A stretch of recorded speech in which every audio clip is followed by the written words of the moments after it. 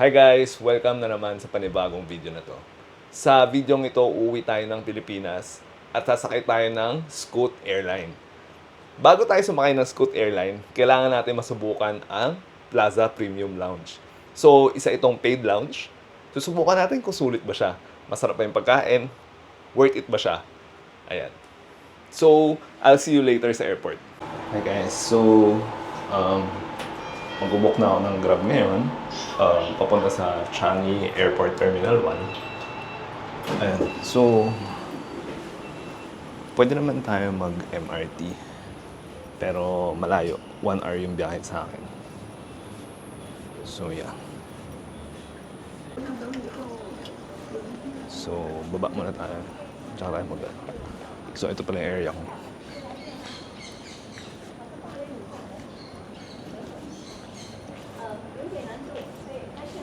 Ayan. May nag-yoga. Or Tai Chi, I think. Yep. So, book muna tayo Grab. Yep. Book tayo Grab. And then, titignan natin kung magkano ba. Usually kasi pag nag-book ako ng Grab dito, sa area na to, medyo mahal eh. Pero, okay lang naman. Tignan natin. So, Terminal 1 tayo.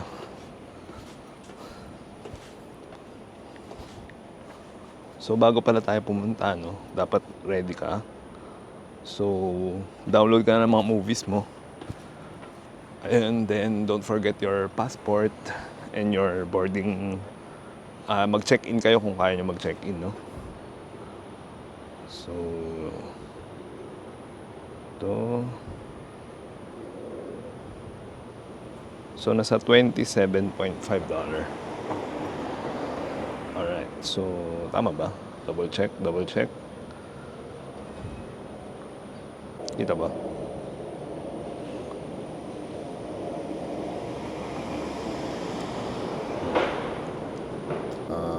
Hopefully may mag-pick up agad. 2 o'clock pa yung flight ko. 2 a.m. Pero alis na tayo ngayon dahil may pinapabili sa akin. No? Ay, medyo matagal yung booking. Malayo kasi. Ayun na, meron na. Magkano? $27.5. So, nasa 1,200 siguro. Pag kinonvert mo sa Philippine peso. Medyo mahal, no? 1182. Ayan. So, dito lang tayo mag-aantay. Then, travel time is around 30 minutes. So, 9 o'clock. Pagdating na doon 9 o'clock, then, mag-check-in. Siguro 9:30. Then, tambay onte. Then, punta na tayo sa lounge, no? Papakita ko na sa inyo. Ayan. Nasa 4 minutes pa eh. So, naka-BMW yung maghahatid sa akin. Diba? Social. Yung Grab dito, BMW. Yun nasa Hong Kong ako, mga Tesla yung nag-Uber sa akin. Yan. Oh, by the way pala, online check, pag nag-check-in ka pala, pag nandito ka sa Singapore, tapos Scoot yun airline mo or Singapore Airline, no? Pag nag-check-in ka, matik, meron ka ng boarding pass. And then, yung boarding pass, diretso ka na. Hindi ka na mag-check-in dun sa counter. So, diretso ka na sa immigration. So, yun yung okay dito. Teka lang, passport pala.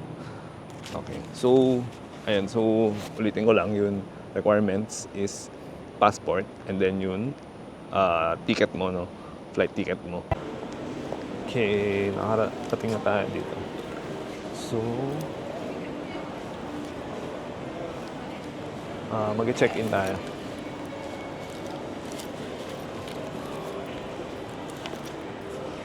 So,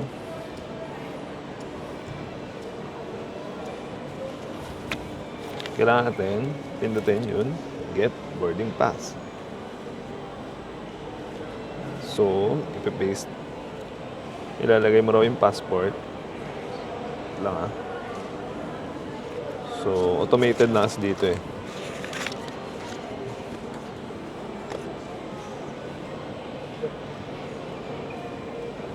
Eh?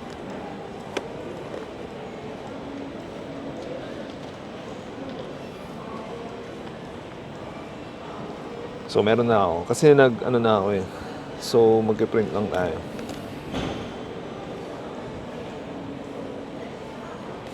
Print ko lang, just in case.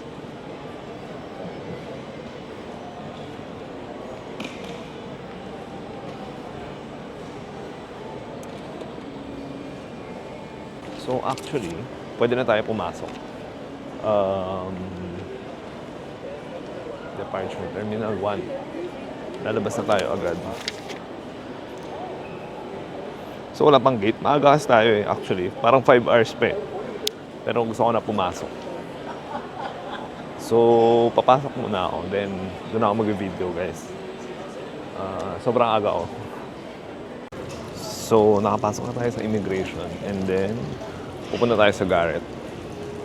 So, automated siya.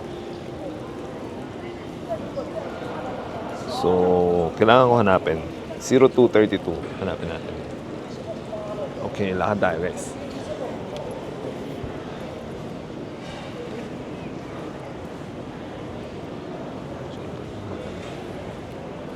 So, mayroong concierge nun. Pwede tayo magtanong. Pero gusto ko siya tignan mano-mano. So, ito yung boss. And then, kung mahilig ka sa mga alak dito.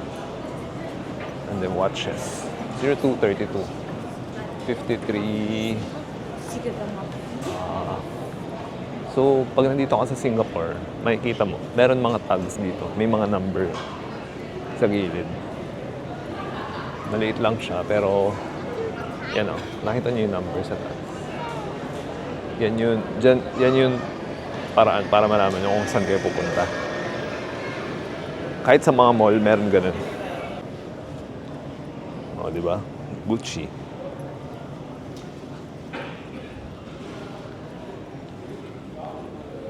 Longchamp. Your attention, please. Please do not leave your belongings and luggage unattended. Any belongings or luggage left unattended will be removed Michael by Kors. airport police. Thank you. Parang mali ako, guys. 232 eh. It should be here. 232. Parang mali ako, guys, ha. Parang sa kabila dapat. So, hindi ko alam kung anong gate ko. So, baliktad nga tayo. Pero, punta naman tayo Garrett to buy things.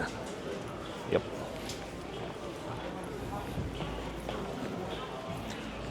And then, after Garrett, pupunta tayo ng, siguro bibili mo ng water.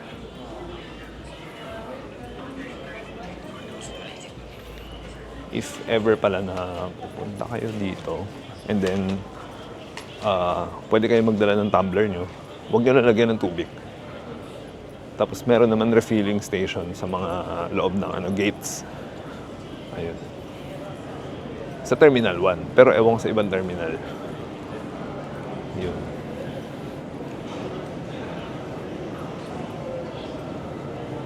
So, hindi tayo kakain sa mga hawker tuloy. Hindi tayo kakain sa mga fast food, guys. Hindi tayo kakain ngayon sa fast food dahil nag-lounge tayo and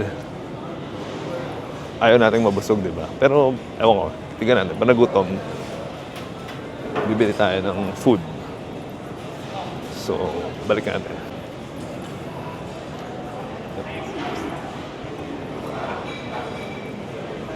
Laki, no?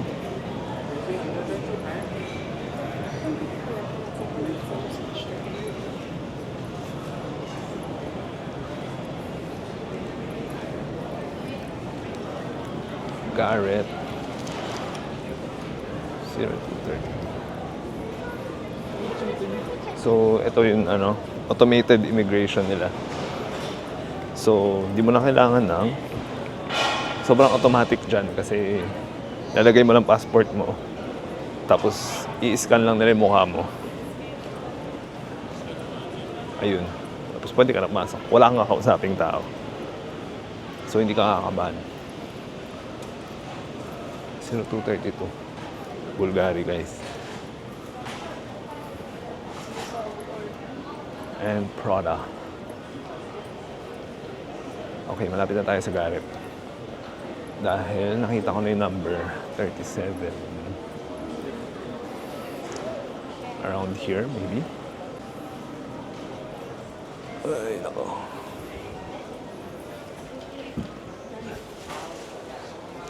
So, pag may ilagay sa gadgets, pwede rin dito. 0232.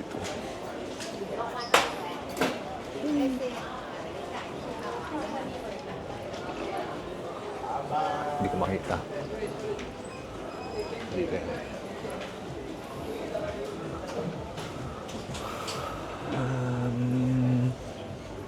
0242. So, umikot pa ako. Ito lang. Nandito na. Nakita ko na. Ito yung Garrett. So, hindi ko alam bakit. Gustong-gusto ng kapatid ko to. So, nagpapabili sila. Yep. So, ito yung Garrett.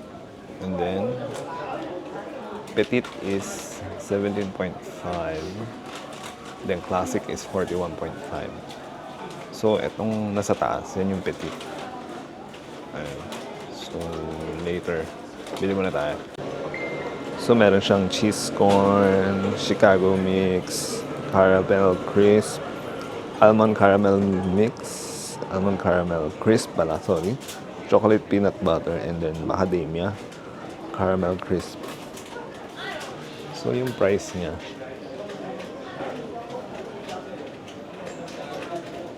Ayan. So, medyo pricey. Especially yung classic. Waiting. Medyo madami yung binili ko kasi for my family. And nag-crave si asawa. Si Mrs. Yan. So, magbibigay naman sila bag. Hindi ko lang alam. Sana i-allow ng scoot, no? Kasi ang dami kong dala. Yun. So, yan. Yan yung gagawin natin. Then after that, we will be going to lounge. See you later. Okay, so, ito na. Yung Garrett. So, hanapin na yung lounge, guys. Hindi ko alam kung saan yun. I think sa kabila naman yun, yung lounge. Tanong tayo. So, yan. Medyo mahal siya. 130 yung nagastos ko. Oh my gosh. So, nasa, ano yun? 5,600? Tama ba? 5,600? Oh, mali tayo.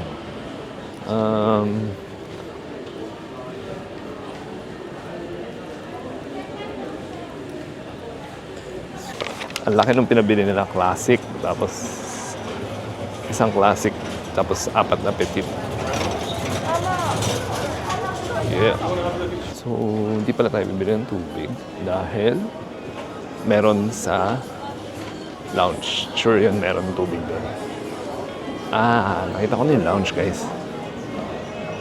So, aakit ka.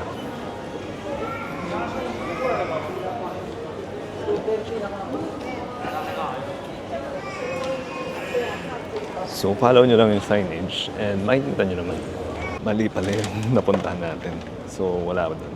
So, pumunta ako sa Sats Lounge. Hindi pala doon.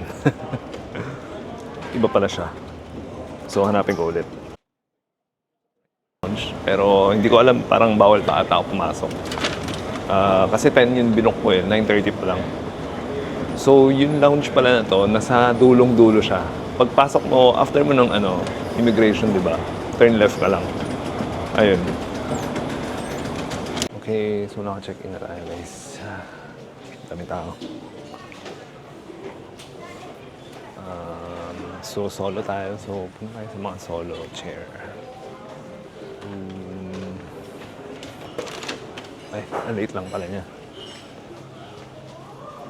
So let's look for a pod. So may mga pod na ganito. So yan. But I think it's fully booked.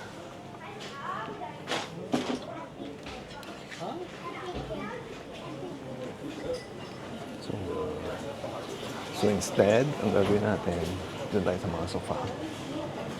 And so simple lang siya. And then, this is the diner.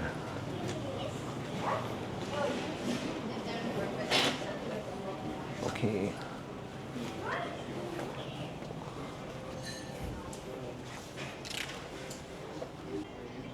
Ayan, so nasa gilid tayo. Dahil wala nang pwesto. So, iwan mo lang gamit.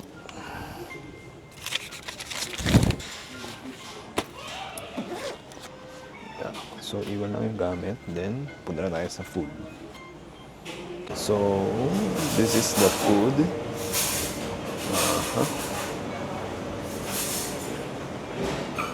Then, mushroom soup. Mushroom soup. And Cheng Tang sweet soup. Then some puff and fish. And then, I don't know.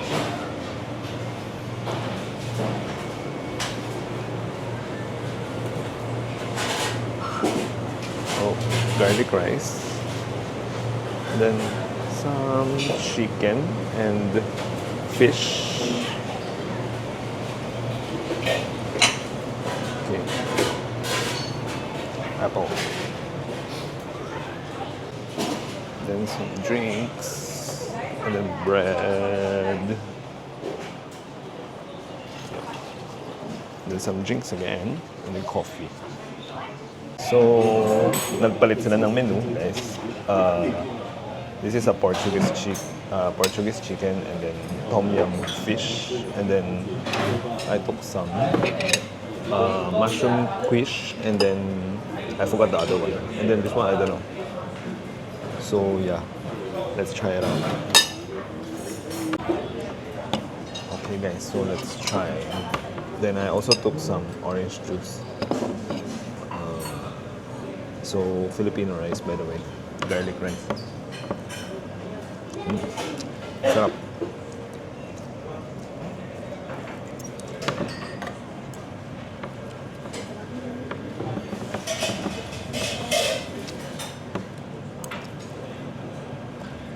Medyo spicy yung tom yum fish niya.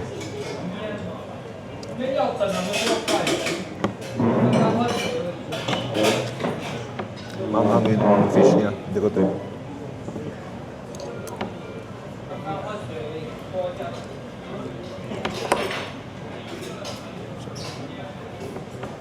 Kalat-kalat na ako, sorry.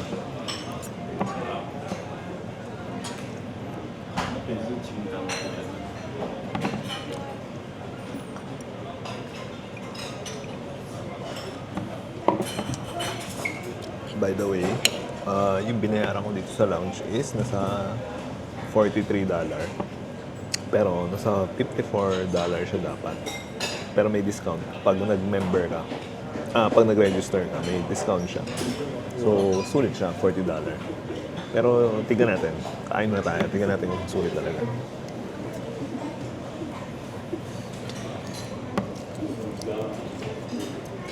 Medyo matigas yung fish niya.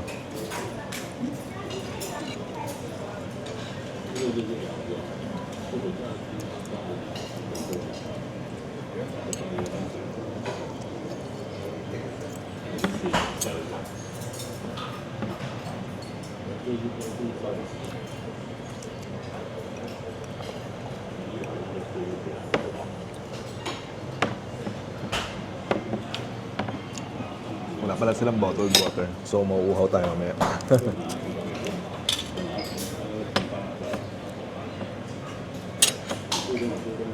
Okay.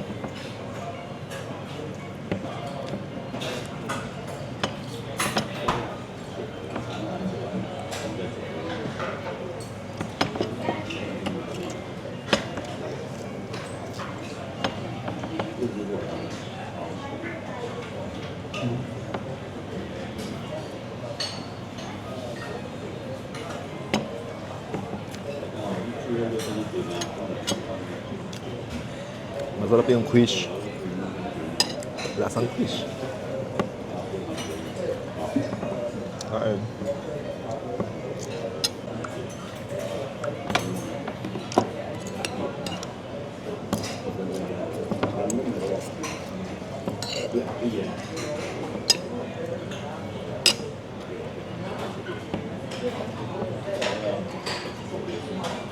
Sarap.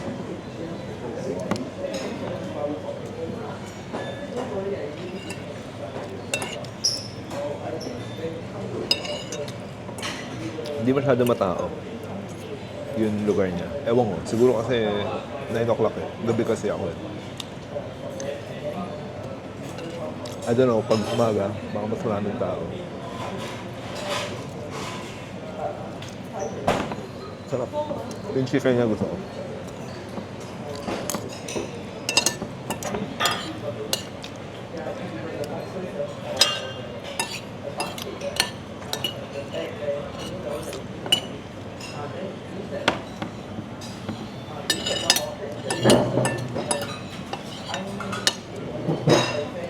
So, masarap siya. Round 1. Tapos na.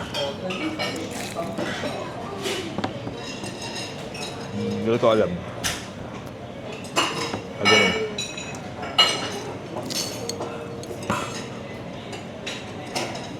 I think there's some curry inside. Oh, okay. I know. This one is the curry puff.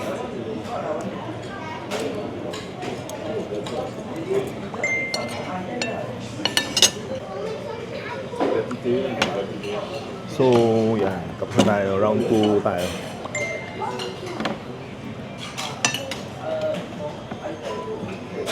So, this is the round 2. So, I took some chicken again.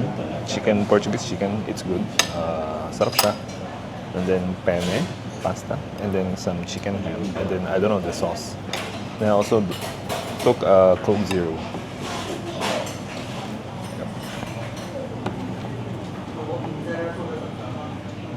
Yeah. So, yan. Kain tayo, guys. So, pag i-compare ko siya sa previous experience ko with Singapore Airlines, Chris Lounge, definitely Chris Lounge, mas maganda. Siyempre, mahal yun. Parang yung choice ng food niya sobrang dami sa Chris Lounge. Dito, parang, I think, 5 na putahe lang.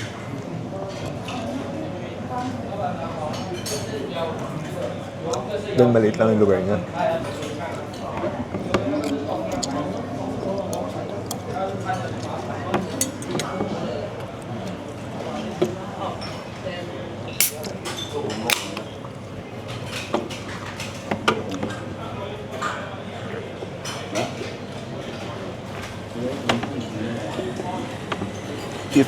If kunyari, family kayo, no? Tapos group of 4 kayo, mas okay kasi meron ditong mga reserved for family of 4 or 5, ganun. May reserved talaga na seats para sa inyo. Unlike pag solo ka, mahirap kasi maghahanap ka. Ayan, chicken guys. Pero so yung $44 is 3 hours lang siya. Yun. So kung nag-early check-in ka, early check-out ka rin.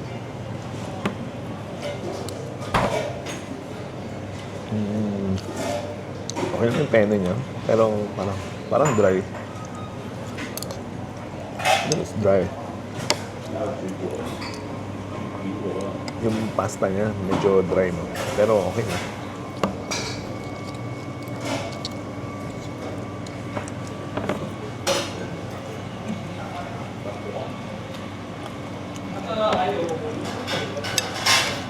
Siguro pag pumunta ka dito ng breakfast, siguro mga 9 a.m. Or sabihin mo 10 a.m., maabot na mo yung breakfast and lunch menu. So, I think that's good. Mas marami kang choice ng food. Kung hindi ka pa busog. Kung hindi ka pa busog.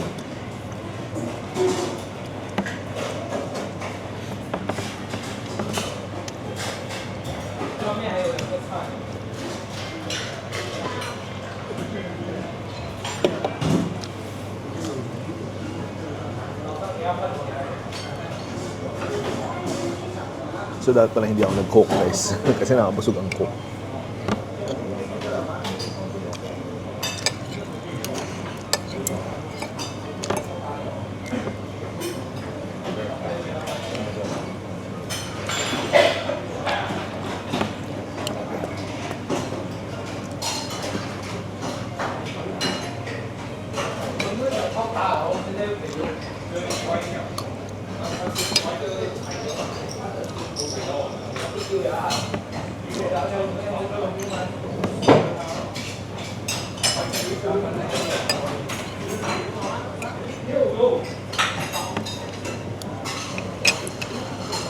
So,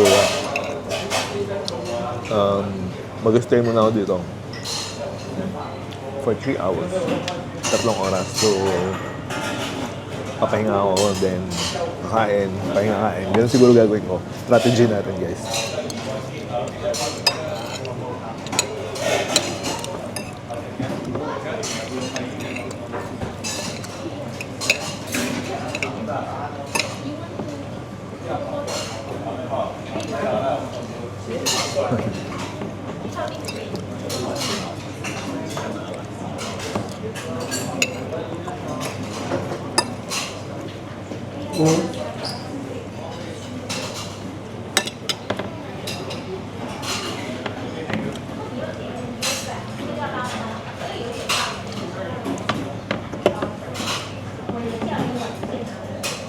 Okay, so medyo full na tayo.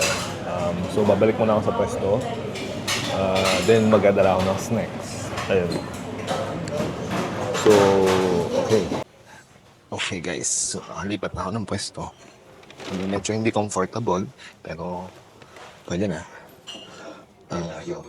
So kumuha ako ng food habang nag-aantay. So kumuha ako ng tinapay with chicken, ham, and then may cheese. So medyo messy. Thanks.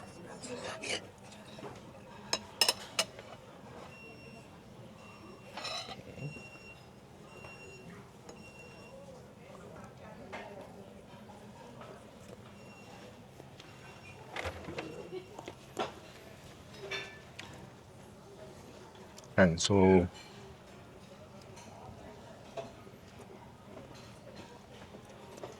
chicken ham, tinapay, tsaka cheese.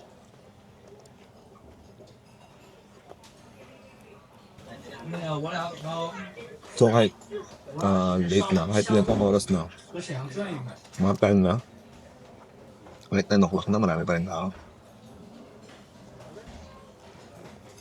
So, yan yung disadvantage pag paid lounge ka.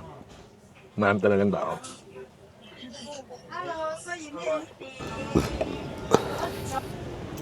Okay guys, so 12:30 na, pupunta na ako sa gate. So, ang hatol natin no, sa Plaza Premium, I don't think it's okay. I don't think it's worth it, no? So, $54 siya, Singapore dollar. So, nasa 2,000 plus. And then, nagka-discount ako ng parang $10, no? So, nasa 44, 43, I think. So, 1.6, something like that. Or 1.8, ganun. So, overall, I don't think it's worth it. Kasi, yung food niya konti lang. Pero, pwede na siguro. Pero yung pinaka-turn off sa akin is yung toilet niya. Kasi, walang bidet and medyo madumi yung toilet niya. And then, ayun. Kasi, yun, isipin mo sa Changi Airport, mas maganda pa yung toilet ng Changi Airport kaysa sa lounge. Pero sa Changi Airport, walang bayad, di ba? Unlike dun sa lounge, may bayad ka, pero ang dumi ng CR. So, dun pa lang, talo ka na. Kaya, ayun. hindi siya worth it para sa akin. So, yun. Pero pag kailangan mo talaga, for example, sobrang tagal mo mag-aantay, I think it's okay. So, pag 5 hours, ganun, okay lang mag-avail nun. Pero pag 3 hours, I don't think it's worth it. Ayun. So, okay, nandito na ako sa gate. C13 yung gate namin. Matagal-tagal pa siguro to kasi 2 pa yung flight namin and 1:15 yung boarding namin. Nasa 12:30 pa lang. So, okay guys. So, nakabili na ako ng water. May 7-Eleven. Grabe. Total opposite. Medyo malayo. But, nakabili ako. So, pabalik na ako sa gate. C13 yung gate ko. C13.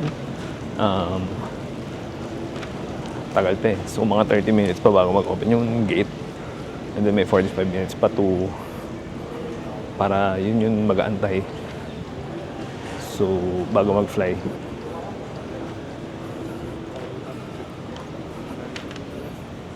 Okay guys, nakabili na ako ng water. Medyo malayo. Opposite end, grabe. So, C13 yung gate ko. And, ano pa, matagal pa eh. 30 minutes pa bago mag-open yung gate. Then, wala maupuan. So, pag ganitong oras pa lang, walang tao sa airport. Hirap din kasi pag ganitong oras. Antok lahat ng tao. Ayaw umalis. By the way, kaya pala Scoot ginamit ko.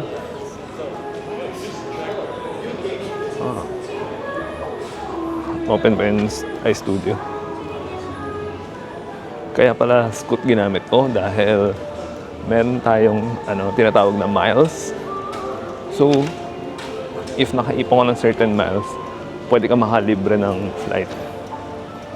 So, meron na kasi akong existing miles kasi nag-Singapore Airlines ako last time. Then, may existing ako. So, sayang naman kung ibang airline yung gagamitin ko. So, yun.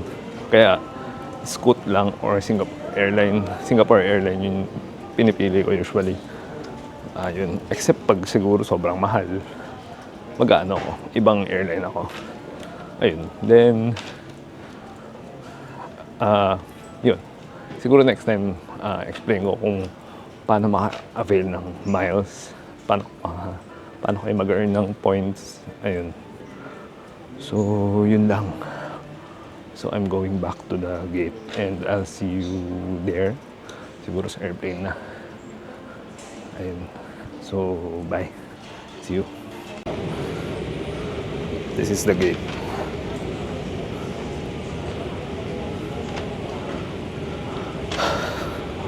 Okay. Then there's a lot of people.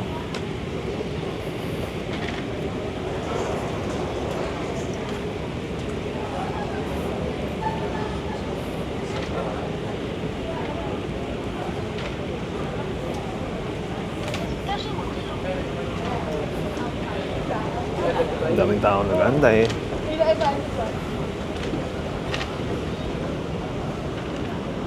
So, yup. So, mga kasabay ko siya. Okay. I'll wait here. So, okay naman. Yun ating biyahe nung umuwi tayo.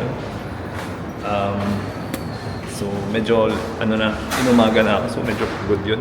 During that time, nakakapagod. Ayun, so, yun lounge pala during that time. I would say, medyo siya, hindi siya worth it, no? Kasi $43 siya, pero parang yung food niya, sobrang konti lang ng choices. Then, yung toilet niya, madumi. Yun, toilet Pero may shower din dun, pero another payment. Ayun. So, hindi siya worth it para sa akin. Mas okay kung siguro magstay na lang kayo sa Changi Airport and then bumili kayo ng meals Sa mga fast food, siguro Burger King, McDonald's, ganun. Mas makakamura pa kayo. Ayun. So, hindi siya worth it. Ayan, so overall, okay naman yung biyahe natin. So, nandito kami ngayon sa Manila. Nag-wait kami na mag-labor ang aking asawa. And pag nag-labor na siya, ayun,